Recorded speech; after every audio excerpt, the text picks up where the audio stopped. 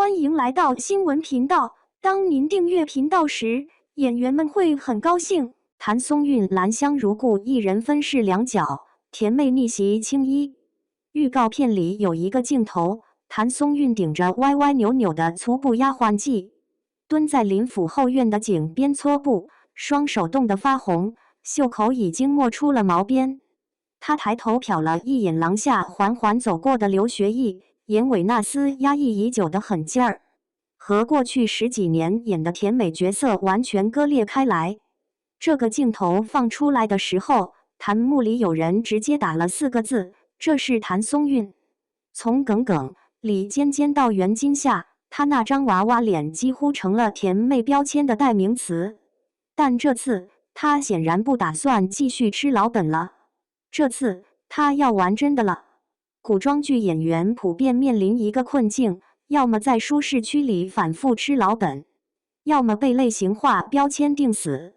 谭松韵和刘学义在《兰香如故》里的选择，或许能给行业提供一条新的破局思路，不是靠人设红利，而是靠角色复杂度硬生生撕开一条路。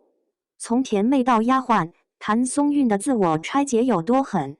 先说外形层面的颠覆。谭松韵这次在剧里要演2个身份，表面是林府3等丫鬟许兰香，实际是背负家族冤屈的名门闺秀沈佳兰。从千金小姐到奴婢，身份降级带来的最直观变化，就是妆造的全面做旧。预告里她那双冻疮手、粗布麻衣、歪歪扭扭的发髻，和之前最好的我们里白衬衫百褶裙的耿耿，以家人之名里元气满满的李尖尖，几乎是2个物种。有场戏她在井边打水，双手冻到发红，脸上是那种累到极致的麻木感，连眼泪都像是流不出来的状态。这种处理方式和她过去那些哭戏美的套路完全不是一回事。更狠的是，她还要从16岁一直演到80岁，老年妆采用的是特效妆，每次化妆要耗费约6小时。剧组工作人员透露，谭松韵化好老年妆一亮相，现场不少人眼眶都红了，那状态太真实了。佝偻的身形配着略带沧桑却依然有神的眼睛，和前期少女模样反差极大。这种外在改变，考验的不仅是造型师的功力，更是演员的信念感。他的让观众相信，这个蹲在染缸边搓布，手指冻得通红的女人，真的是那个曾经锦衣玉食的大学士府长孙女，而不是谭松韵又在演丫鬟了的出戏感。再说演技层次的多维突破，谭松韵这次最让人意外的是她在情绪处理上的收。过去她演李尖尖，靠的是外放式的元气和活泼，角色的喜怒哀乐都写在脸上。但沈佳兰这个角色，大部分时间都在隐忍，她顶着救命恩人女儿的身份，在仇家府上讨生活，不能露怯，不能张扬，不能被人看出破绽。她的情绪表达必须压缩到极小的幅度，靠眼神和微表情来传递信息。有场戏她直接给了林锦琪一个耳光，咬着牙吐出倚仗权势，强取豪夺8个字。一个身份只是奴婢的女人敢这样反击，不只是打男人，更是在明面上挑战封建秩序。这种爆发力建立在前面几10集的隐忍之上，如果没有之前的情绪铺垫，这一巴掌就立不住。谭松韵在肢体语言上也做了明显的差异化处理。丫鬟时期的她走路低头屈膝，手势粗糙，腰背微微佝偻，而切换到沈佳兰的真实身份时，她又恢复了名门闺秀的仪态，脊背挺直，眼神从容。这种在同一部剧里切换2种身体语言的能力，对演员的控制力要求极高。一人分饰两角与年龄跨度、表演技术的极限挑战。沈佳兰和许兰香这2个身份，表面上是同一个人，但性格、动机、行事风格截然不同。沈佳兰从小锦衣玉食，饱读诗书，骨子里有一股不认命的倔强。而许兰香是林府死去的丫鬟，被沈佳兰顶替身份后，她必须学会察言观色，低头做人。谭松韵要做的不是靠造型来区分，而是让观众从她的眼神、语气、走路的姿态里就能判断出此刻她是谁。这种一人分饰两角的表演策略，让人联想到《白夜追凶》里潘粤明对关宏峰和关宏宇的区分。但谭松韵的难度在于，她演的不是两个独立的人，而是同一个人在不同身份下的生存状态。沈佳兰在演许兰香，她必须让观众看到扮演的痕迹，又不能让这个痕迹太刻意。年龄跨度的考验同样不容小觑。从16岁少女的天真灵动，到中年时期的内敛隐忍，再到80岁主母的沧桑厚重，每个阶段的表演逻辑都不一样。少女时期的沈佳兰，眼神里还有光，走路带风，说话干脆利落。到了中年，她经历了家族覆灭，身份崩塌，在仇家屋檐下讨生活，眼神里的光被抹掉了，取而代之的是警惕和算计。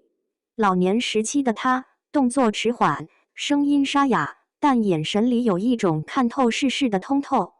剧组透露，谭松韵在拍老年戏份时，每次化妆要耗费6个小时。她需要在长时间带妆的情况下保持情绪的连贯性，这种体力与心理的双重消耗，对演员的意志力是极大的考验。有工作人员说，她拍完老年戏份后，整个人都像是被抽空了一样，但第二天又准时出现在片场，继续扎进角色的情绪里。刘学义的复杂人设，从渣男到愧疚隐忍派的叙事升级。如果说谭松韵的转型在于甜妹打破标签，那刘学义的挑战则在于如何让一个不讨喜的角色变得立体。他饰演的林锦旗是沈佳兰的未婚夫。沈家遭冤灭门后，林家为自保连夜退婚，转头攀上得势的赵家联姻。这个选择放在任何古装剧里都是标准的负心汉人设，但编剧童华和萧楼的处理方式显然不想让这个角色停留在脸谱化的渣男层面。刘学义自己透露，林锦旗这个角色表面冷漠疏离，实则暗暗把沈佳兰当年落下的玉簪藏了10年。后来得知顶替丫鬟就是沈佳兰，他故意把她调到自己院里当差，嘴上训斥笨手笨脚，别脏了我院子，暗中却递制香原料，帮他躲过内宅刁难。这种夹在家族与情感之间的设定，比纯粹为了爱情无脑护短的男主复杂得多。他作为林家嫡长孙，肩上扛着整个家族的兴衰。当年沈家出事，他纵容甚至默许了家族退婚的冷血决定，这个选择体现的是站在权势那边的妥协。后期当他在朝堂上查明真相，意识到沈家的冤屈和自己的做法积累出来的愧疚会反向变成漫长的挽回过程，典型的火葬场式男主线。刘学义之前演过不少仙侠剧，古装美男的形象已经深入人心，但林锦旗这个角色不是靠脸和造型就能撑起来的，他需要在朝堂权谋和情感纠葛之间找到平衡，既要演出一个世家公子的冷峻，又要让观众看到他内心的挣扎和愧疚。这种不完美的男主，比完美无缺的设定更有说服力，也更能考验演员的表演层次。转型的价值，从甜妹到实力派还有多远？谭松韵这次的转型，本质上是在做一件很多古装剧演员不敢做的事，主动放弃讨喜人设，选择不完美甚至受虐的角色。他不是不知道观众更喜欢看他演元气少女，但他显然不满足于在舒适区里躺平。从市场反馈来看，这部剧的预约量已经突破320万，热度值冲到2万5左右。很多已经播完的剧都没拿到这个成绩，这说明观众对甜妹颠覆形象的期待值极高，也说明市场对演员转型的宽容度在提升。但转型能不能成功，最终还是要看正片的质量。从16岁演到80岁，一人分饰两角。从贵女到奴婢再到掌权者，这个角色弧线放在任何一部剧里都是奖香十足的。